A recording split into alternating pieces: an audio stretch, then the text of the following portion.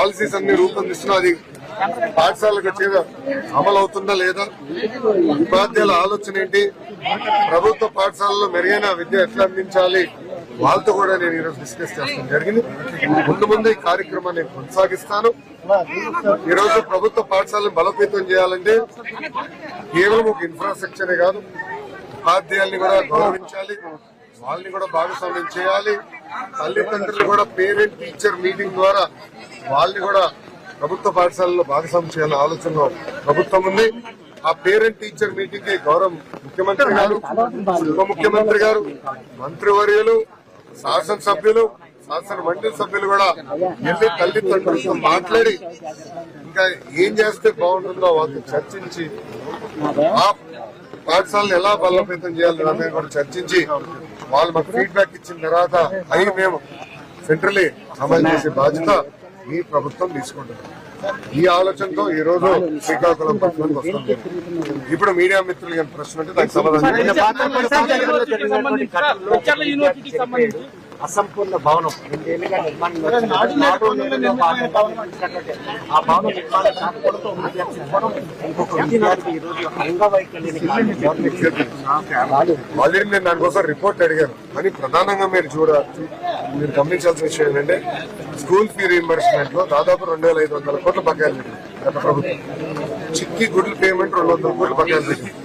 ఆయాలకి రావాల్సిన జీతాలు దాదాపు 4-5 నెలలు బకాయిలు పెట్టింది. అవన్నీ ఒక పద్ధతి ప్రకారం తీసుకుంటూ వస్తున్నాం. నాడు నేడు కింద గత ప్రభుత్వం కార్యక్రమాలు ప్రారంభించి వాళ్ళే ఆపరేషన్ జరిగింది. ప్రభుత్వం వచ్చిందని ఆగేది కాదు, వాళ్ళు పేమెంట్ చేయక ఆపరేషన్ జరిగింది. ఆల్రెడీ దానిపై నేను అడిగాను. ఎంక్వైరీ అయిన తర్వాత యాక్షన్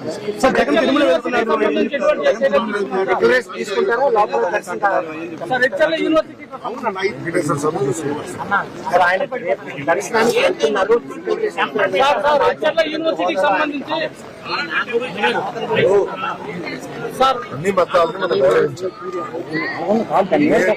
చర్చికి వెళ్తే వాళ్ళ విధి విధానాలు నేను పాటిస్తాను, మసీదుకి వెళ్తే వాళ్ళ విధి విధానాలు నేను పాటిస్తాను, గుడికి వెళ్తే విధి విధానాలు పాటిస్తాను. సో కొన్ని వాళ్ళ విధి విధానాల్లో సంతకాలు పెట్టాలి, కూర్చోవాలని, వాళ్ళ పైన కూర్చోవాలని, మహిళలు ఒక సైడ్ కూర్చోవాలంటారు. అవన్నీ మనం గౌరవిస్తూ పాటిస్తాం. అది మాజీ ముఖ్యమంత్రి గారు 800 ఎమ్మెల్యే గారు కూడా పాటిస్తే బాగుంటుందని లడ్డు నేపథ్యంలో ఆయన మాత్రం దీక్ష రూపంలో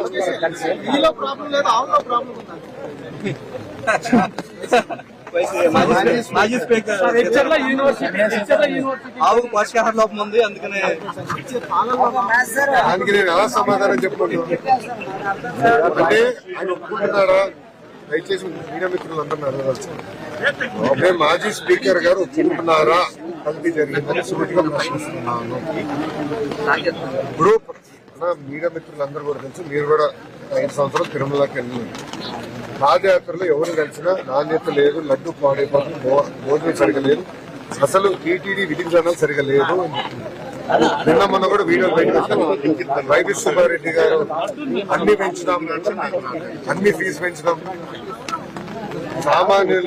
సామాన్యులకి దేవుడిని గౌరవం చేసే విధంగా వాళ్ళు ప్రవర్తించడం జరిగింది.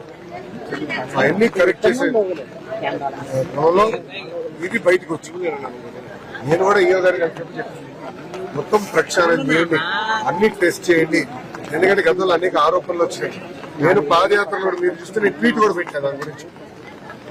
పాదయాత్రలో నేను ట్వీట్ పెట్టాను, అందరూ వచ్చి నాకు కంప్లైంట్ చేస్తారు, సరికాదు, దేవుడి జోలికి వెళ్ళొద్దు స్వామి అని చెప్పి. ఏమైందో ప్రజలే చూస్తారు, ప్రజలే